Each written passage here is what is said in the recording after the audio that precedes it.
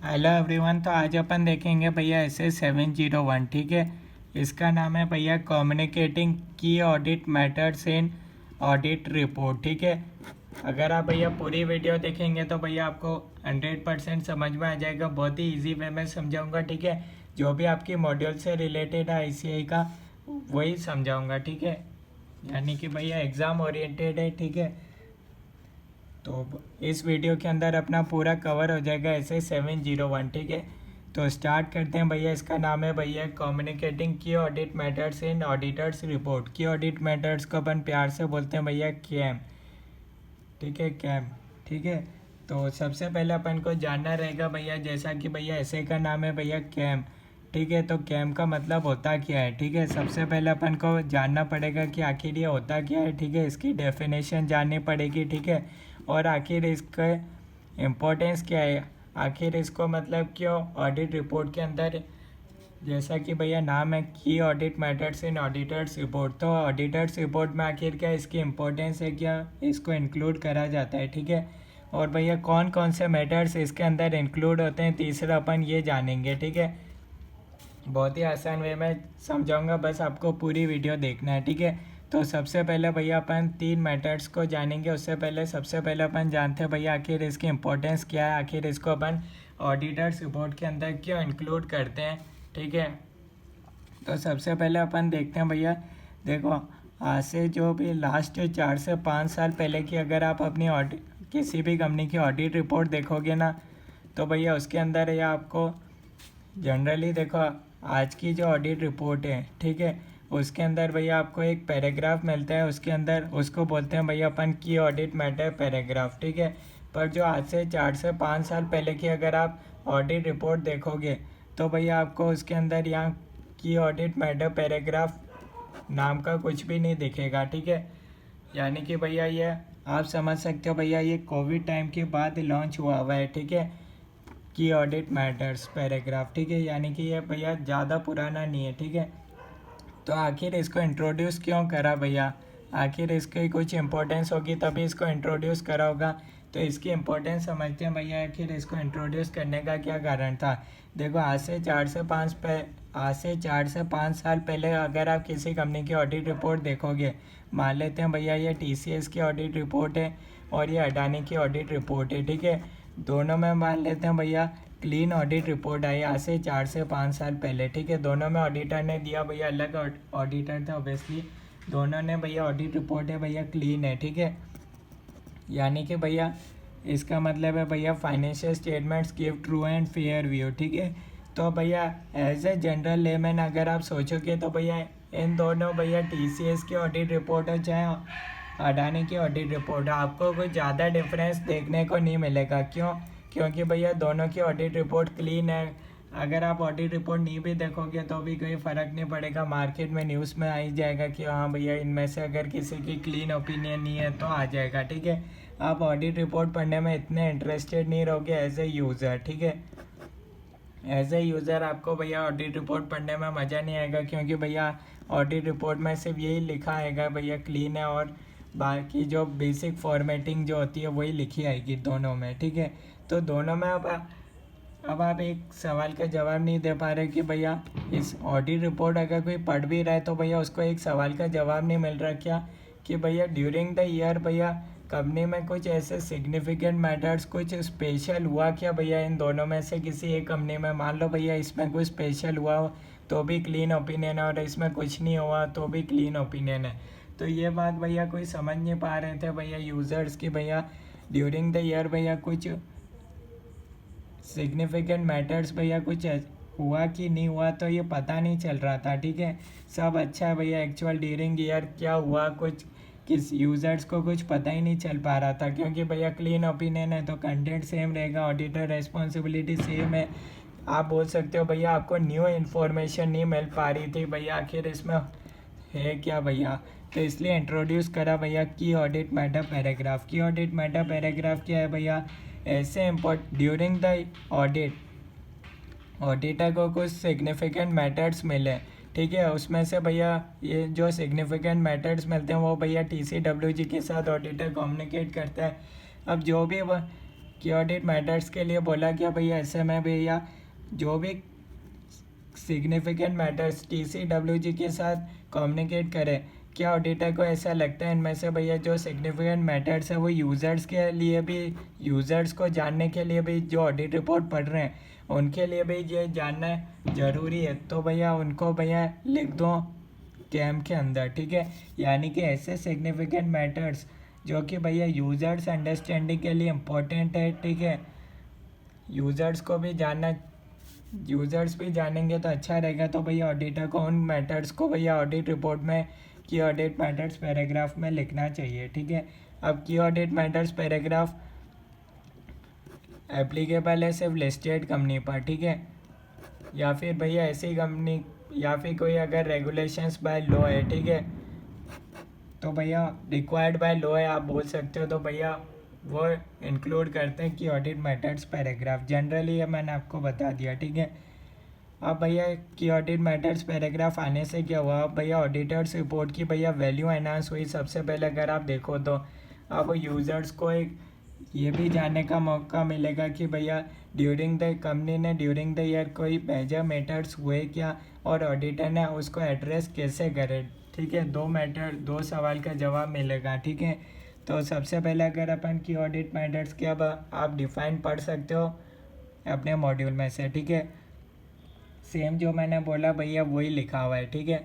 आप पढ़ना चाहते हो एक बार पढ़ सकते हो, ये मैंने कवर कर दिया, ठीक है। इम्पोर्टेंस हो गया, डिफाइन हो गया, ठीक है। अब अपन देखते हैं भैया, तो ये आपको पता चल गया होगा भैया यूज़र्स की बेटर अंडरस्टैंडिंग के लिए होता है भैया, यूज़र्स को इम्पोर्टेंट मैटर्स जो भी बताने होते हैं उसको भैया ऑडिटर की ऑडिट मैटर पैराग्राफ में बता देता है, और ऑडिटर ने उन मैटर्स को कैसे एड्रेस करा वो सब बता देता है, और उसका भैया रेफरेंस मिल जाता है नोट्स टू अकाउंट्स में। एक एग्जांपल मैं आपको बता देता हूँ भैया कैसे होता है, ताकि भैया आपके लिए और अच्छा रहेगा जानना, ठीक है।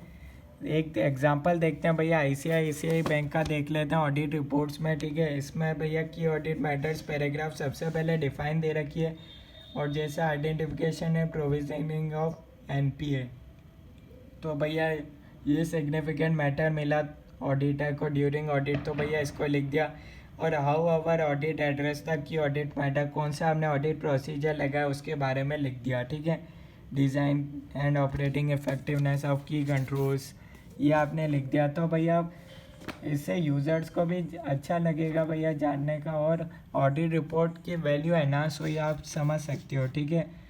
क्योंकि भैया इसमें पता भी चल गया कि ऑडिटर ने अगर कोई सिग्निफिकेंट मैटर मिले तो उसको एड्रेस कैसे करा ऑडिटर ने, ये भी पता चल गया।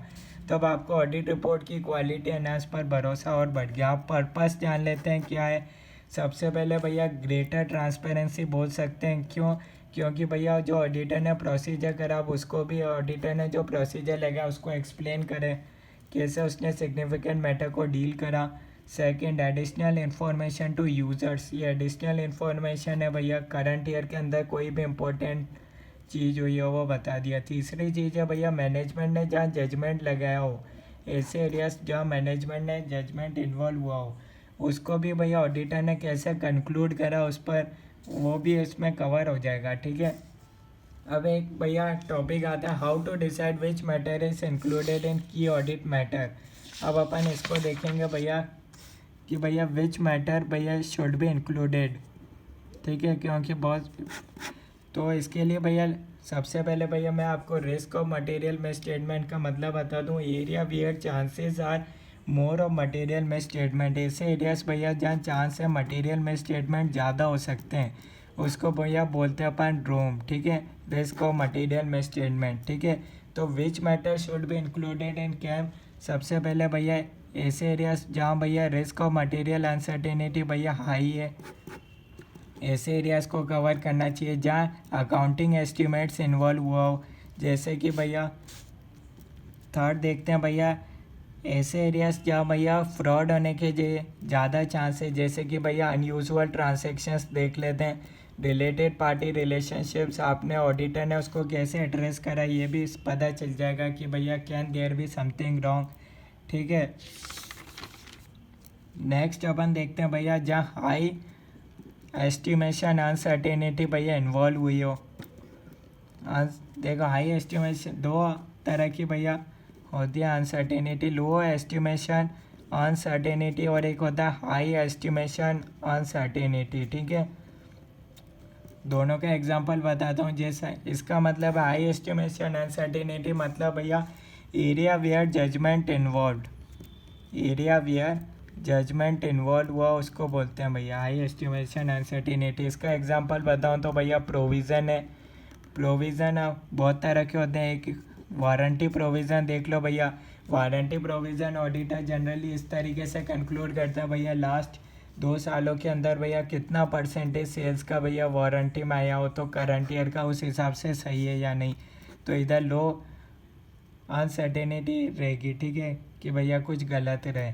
हाई एस्टिमेशन यानी कि पेंडिंग लिटिगेशंस, आप इसमें क्या आप देखोगे, कैसे चेक करोगे, यहाँ तो भैया अनसर्टेनिटी हाई रहेगी भैया, आउटकम अनप्रेडिक्टेबल रहता है। ठीक है, नेक्स्ट पॉइंट देखते हैं अपन भैया ऐसे सिग्निफिकेंट इवेंट्स, जो भैया सिग्निफिकेंट इवेंट्स या ट्रांजेक्शन्स आकर ड्यूरिंग पीरियड, ठीक है, उसको भी आपकी ऑडिट मैटर्स में इंक्लूड कर सकते हो। ठीक है, बुक में से पढ़ सकते हो, कोई दिक्कत नहीं है।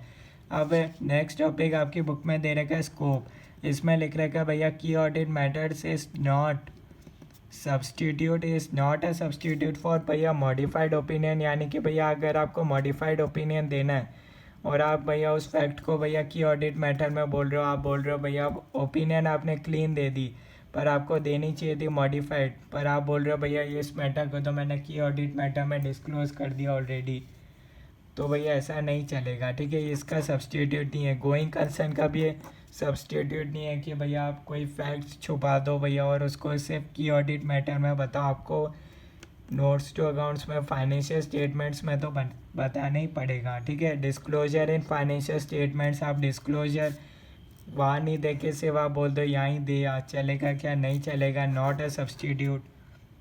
नेक्स्ट है भैया not a separate opinion on individual matters. भैया ये not a separate opinion on individual matters थोड़ा सा इम्पोर्टेंट है। इसका मतलब है भैया इसमें जो की ऑडिट मैटर्स में जो आप मैटर्स इंक्लूड कर रहे हो वो सिर्फ आप ओनली कम्युनिकेट से आप बताना चाहते हो, ओनली कम्युनिकेट करना चाहता हो।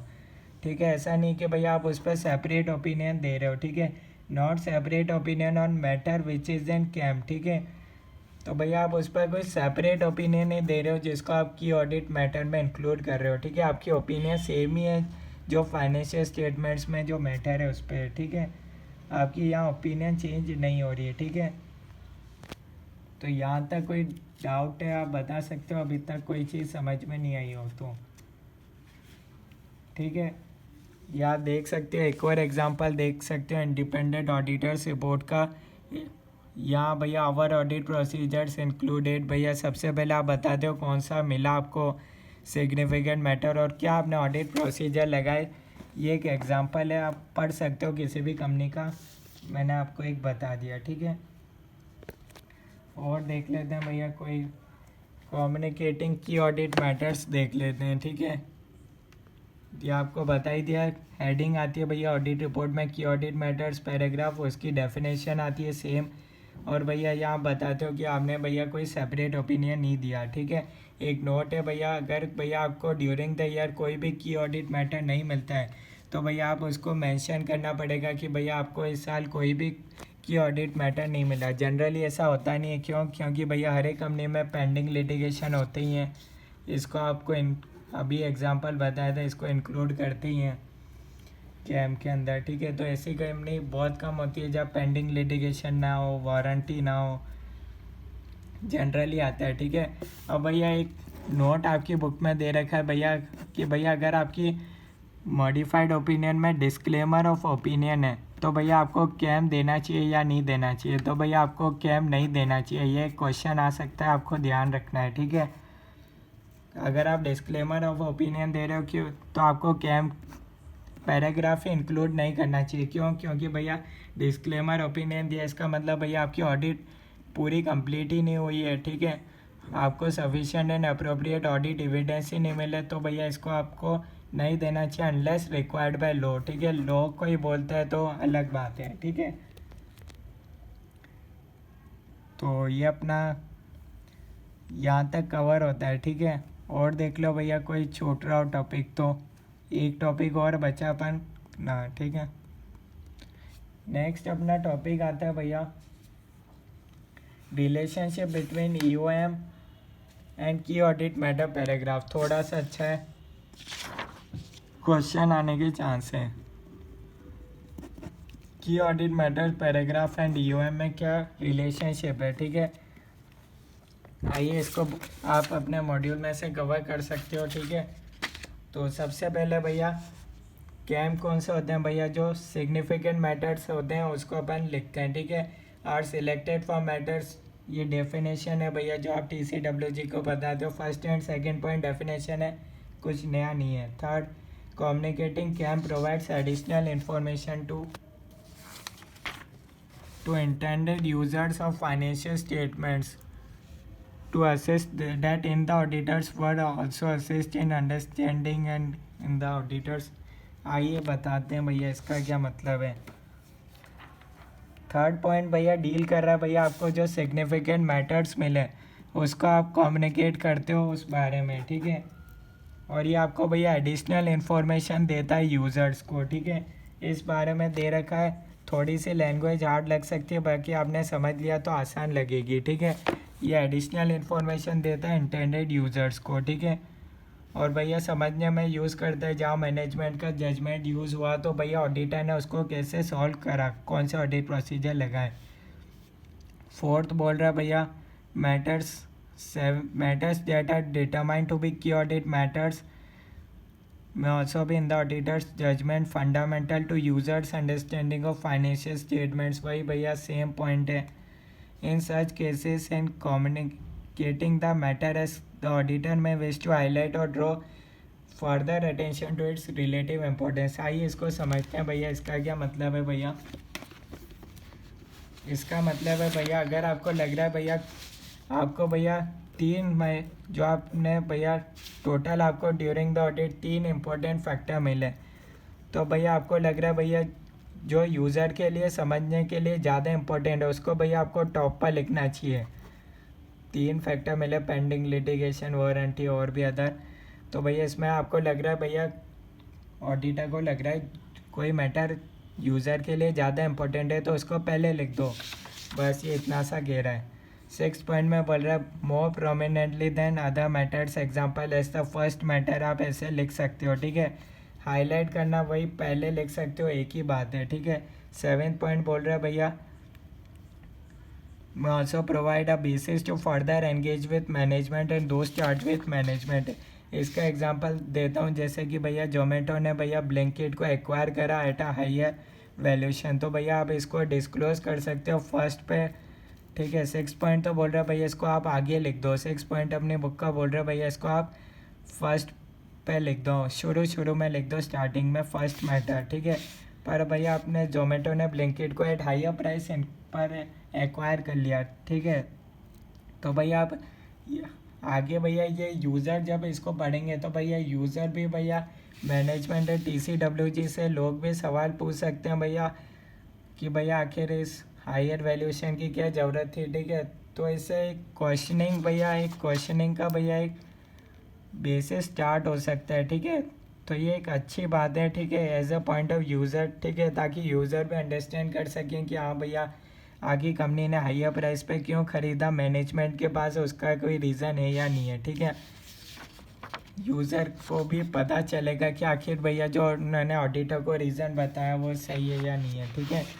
अब ऑडिट प्रोसीजर लगा रहे हैं तो भैया यूज़र भी देख सकते हैं हाँ भैया सही है या नहीं है, ठीक है। नेक्स्ट अपन देखते हैं भैया यूएम पैराग्राफ क्या होता है, ठीक है।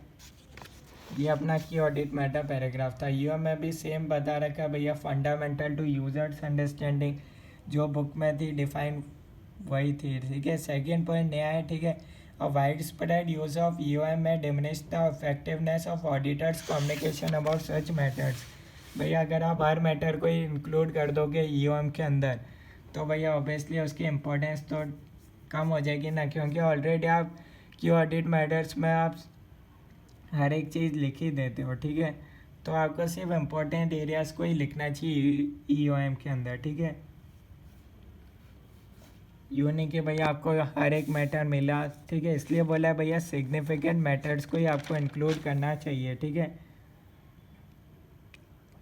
वैसे EOM अगर आपको नहीं पता तो भैया आपको ऐसे 706 की वीडियो देखनी पड़ेगी, वहाँ आपको EOM का मतलब पता चल जाएगा, ठीक है।